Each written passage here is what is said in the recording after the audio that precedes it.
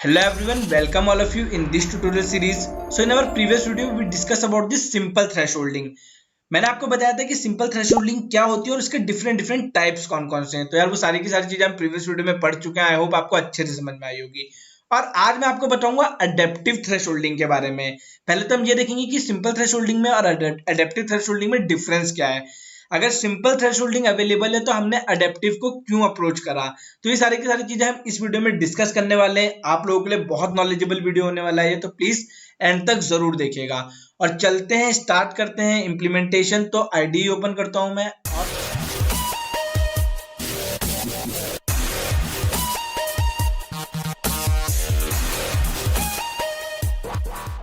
So guys मैंने अपना ID open कर लिया और अगर आप लोगों को यहाँ दिख रहा होगा तो मैंने अडेप्टिव थ्रेशोल्डिंग के बारे में कुछ चीजें लिखी हैं, तो आप लोग पढ़ सकते हो। और ये फाइल आपको डिस्क्रिप्शन में भी मिल जाएगी इससे ज्यादा थ्योरी के साथ, तो आप उसको भी डाउनलोड करके ऑब्जर्व कर लीजिएगा। तो अभी मैं आप लोगों को बताता हूँ कि ये मैंने एक्चुअली लिखा क्या है। तो अडेप्टिव थ्रेशोल्डिंग वो काम करता है जो कि आपके सिंपल सिंपल थ्रेशोल्डिंग नहीं कर पाती है। सिंपल थ्रेशोल्डिंग क्या करती है कि एक वैल्यू के या तो लोअर साइड पे जाएगी या अपर साइड पे जाएगी। That's it. मींस आपके पिक्सल को या तो लो करेगी या तो हाई करेगी। इसमें आपके डेटा लॉस होने के चांसेस बढ़ जाते हैं। तो इसीलिए मैंने क्या करा, अडेप्टिव थ्रेशोल्डिंग पढ़ाने का आप लोगों को डिसाइड करा। ये आपके लो ल्यूमिनस पिक्सल को भी इजीली हैंडल कर लेती है। वही चीज यहाँ पे लिखी हुई है। दिस, तो मैं क्या लिखूंगा, this the algorithm calculate the threshold for the small region of image. तो ये बोलना चाहते हैं कि जो आपकी सिंपल थ्रेशोल्डिंग होती है वो पूरी इमेज का एक थ्रेशोल्ड निकालती है, बट एडेप्टिव थ्रेशोल्डिंग आपकी पूरी इमेज में मल्टीपल वैल्यूज के थ्रेशोल्ड निकालती है। मतलब 10 पिक्सल का जो थ्रेशोल्ड होगा उसके बाद वाले 10 पिक्सल का कुछ और थ्रेशोल्ड होगा। तो इस तरीके से तो आपके डेटा लॉस होने के चांसेस यहाँ पर कम हो जाते हैं। इसके बाद आपका जो एडेप्टिव थ्रेशोल्डिंग के मेथड है ये दो टाइप के होते हैं। एक होता है आपका एडेप्टिव थ्रेश मीन वैल्यू और एक होता है गॉसियन वैल्यू। अगर आपको सिंपल समझना है तो मीन वैल्यू में आप इस तरीके से समझ सकते हो कि ये अपने नेबर्स के मीन के ऊपर चलता है। जो भी नेबर्स है उनके मीन वैल्यू के ऊपर चलता है। और जो एडेप्टिव गॉसियन है ये आपके नेबर्स के एवरेज वैल्यू के ऊपर चलता है। तो एवरेज और मीन में थोड़ा सा डिफरेंस है गाइस यहाँ पे। ओके, ये इसका वेटेड सम होता है। जो कि मैं इसकी बात कर रहा हूँ, ये क्या होता है, वेटेड सम। और ये सिंपल आपका एक मीन वैल्यू होती है।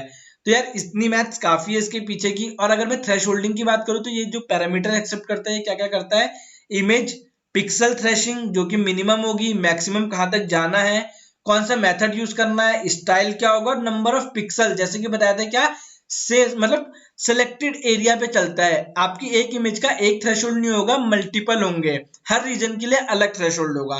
तो इसीलिए यहाँ पर मुझे नंबर ऑफ पिक्सल भी देना पड़ेगा कि भाई कितने कितने ग्रुप का उसे एक पूरा पोर्शन बनाना है और उसमें से थ्रेशोल्ड कैलकुलेट करना है। और at last your contact mean value जो भी आप देना चाहो यहाँ पे। तो चलो सबसे पहले तो मैं आप लोगों को ये दिखाता हूँ कि जो नॉर्मल थ्रेशोल्डिंग है वो कैसी होती है।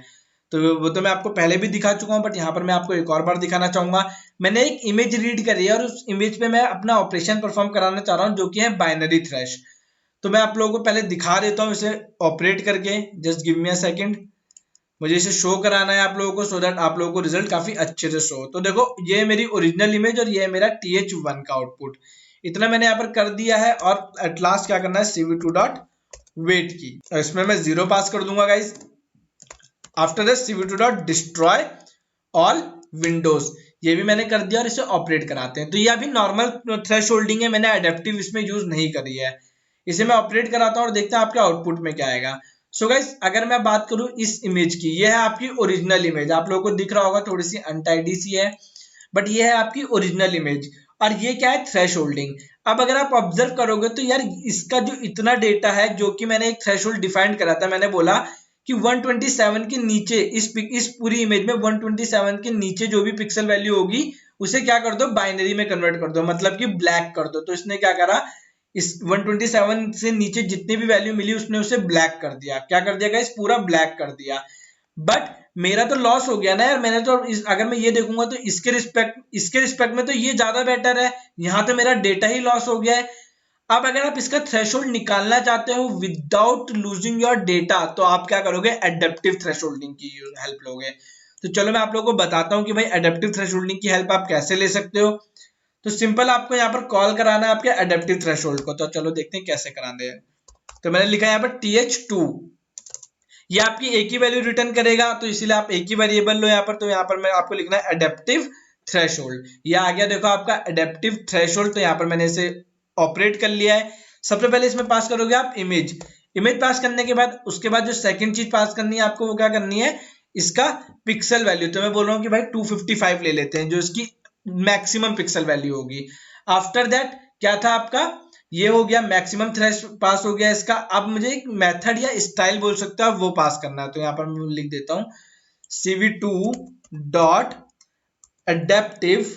यहाँ पर देखोगे तो आपका इसके ऑप्शन आ रहे हैं, तो मैं सबसे पहले मीन वाला सेलेक्ट कर लेता हूँ, आपको मीन के बारे में बताऊंगा। इसके बाद स्टाइल, स्टाइल कौन सा, जो कि इसका टाइप होगा। तो मैं बोल रहा हूँ cv2 डॉट बाइनरी। बाइनरी वाला जो टाइप था वो मैं ले लेता हूँ, थ्रेश लगाना है मुझे बाइनरी से पहले। cv2 dot thresh binary, binary inverse नहीं, बाइनरी। मैं ये वाला यूज करना चाहता हूँ, मतलब कि जो सिंपल थ्रेश होल्डिंग की पैरामीटर है आप वो भी पास करोगे, उसके साथ साथ आप एक मेथड भी पास करोगे। तो इतना करने के बाद मुझे नंबर ऑफ पिक्सल्स देने हैं कि कितने नंबर ऑफ पिक्सल्स में ये ऑपरेट होंगे। तो मैं बोल देता हूँ 11, मतलब 11 पिक्सल्स के ये ग्रुप बना लेगा और उसके बाद आपके ऑपरेशन को परफॉर्म कराएगा। एक ही इमेज में आपके मल्टीपल थ्रेशोल्ड्स बना देगा। और एट लास्ट मीन वैल्यू जो मैंने रख दी वो क्या रख दी, 2 रख दी है। आप इसे मिनिमम ही रखो, जो मीन वैल्यू है आपकी, जो है कॉन्टेक्ट मीन है, इसे आप मिनिमम ही रखो तो बेटर है। ऑपरेट करके देखते हैं गाइस आपके आउटपुट में क्या आएगा। तो चलो यहाँ पर मैं बोल लिख देता हूँ cv2 डॉट imshow, और ये होगा आपका अडेप्टिव थ्रेश। मैं आपको यहाँ पर अडेप्टिव डाल देता हूँ, अडेप्टिव 1, अडेप्टिव 1 डाल देता हूँ, क्योंकि मैं सेकंड पार्ट भी इसका दिखाऊंगा आप लोगों को। और यहाँ पर मुझे क्या पास करना है, th2 पास करना है। तो देखते हैं आउटपुट क्या आएगा। सो गाइस ये मैंने ऑपरेट कराया, ये था मेरा ओरिजिनल इमेज, ये था मेरा सिंपल थ्रेशोल्डिंग। और जो अब आपके पास आउटपुट आया है, ये है आपका adaptive thresholding with the help of thresh mean function. आपने कौन सा स्टाइल यूज करा या फिर कौन सी एल्गोरिथम यूज करी है, थ्रेश मीन यूज करिए। तो अगर आप देखोगे तो इसके रिस्पेक्ट में इसमें काफी अच्छी तरीके से आपको डेटा मिल रहा है। आपका डेटा जितना कम हो सकता है उतना कम लॉस हुआ है। तो यह है आपकी एडेप्टिव थ्रेशोल्डिंग की फंक्शनैलिटी। जब भी आपके नॉन ल्यूमिनस पिक्सल आपको मिले तो आप इसे थ्रेशोल्डिंग से ऑपरेट नहीं कराओगे, आप किसके साथ कराओगे, एडेप्टिव थ्रेशोल्डिंग के साथ कराओगे। तो आपका डेटा लॉस नहीं होगा गाइस। तो चलो इसे बंद कर देते हैं, इसे भी बंद कर देते हैं और इसे भी बंद कर देते हैं। सेकंड मेथड क्या था, गॉसियन वाला। तो चलो इसे गॉसियन के साथ भी इंप्लीमेंट करके देख लेते हैं, उसमें क्या चेंजेस आते हैं। आप लोगों को सारी चीज कवर करके मैं दिखा देता हूँ यहाँ पर। तो ये रहा मेरा थ्रेशोल्ड नंबर 3 गाइस। और इसके बाद में अडेप्टिव थ्रेशोल्ड में बस यहाँ पर मुझे एक चीज चेंज करनी है, इसकी जगह मुझे क्या लिखना है, गॉसियन। ओके, सिंपल मुझे क्या लिखना है, गॉसियन, GAU। ओके, ये सजेस्ट नहीं कर रहा है, तो इसे मैं एक काम करता हूँ, फिर से स्टार्ट कर देता हूँ, अडेप्टिव। तो ये देखो गॉसियन वाला मुझे यहाँ पर सेलेक्ट करना था, तो मैंने कर लिया है गाइस, ऑटो कंप्लीट हो चुका है मेरा। बाकी पैरामीटर सारे सेम रहेंगे। और यहाँ पर मैं इसे क्या करा देता हूँ, शो करा देता हूँ। फिर हम कंपेयर करके देखेंगे कि मेरा जो आउटपुट आया है वो कैसा आया है। तो इसे मैं लिख देता हूँ 2 और यहाँ पर थ्रेश नंबर 3। तो देखते हैं गाइस क्या आएगा आपका आउटपुट। तो इसे ऑपरेट कराया और ये था आपका व्हाट, अडेप्टिव 2, जिसमें मैंने गॉसियन पास करा था। तो देखो आप लोगों को प्रॉपर दिख रहा होगा कि डिफरेंस क्या है। ये था आपका सिंपल मीन वैल्यू और ये क्या था आपका गॉसियन ब्लर। ओके, तो इसमें आपके ज्यादा अच्छे से पिक्सल वैल्यूज आ रहे हैं, डेटा आपको प्रॉपर शो हो रहा है, इसके रिस्पेक्ट में ये ज्यादा अच्छा है।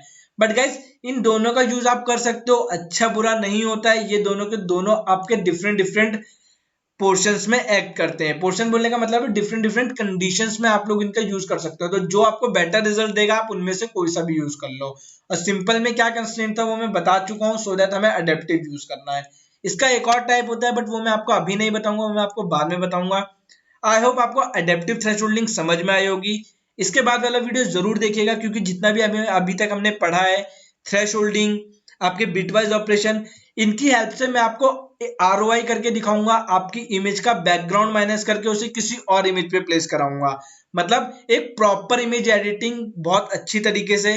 तो ये हम नेक्स्ट वीडियो में करने वाले हैं। इस वीडियो में गाइस इतना ही, मिलते हैं नेक्स्ट वीडियो में। और जाने से पहले वीडियो लाइक करो, चैनल को सब्सक्राइब करो और मुझे कमेंट में बताओ यार ये सीरीज आपको कैसी लग रही है। सो मिलते हैं गाइस नेक्स्ट वीडियो में। Till then thank you, bye bye guys.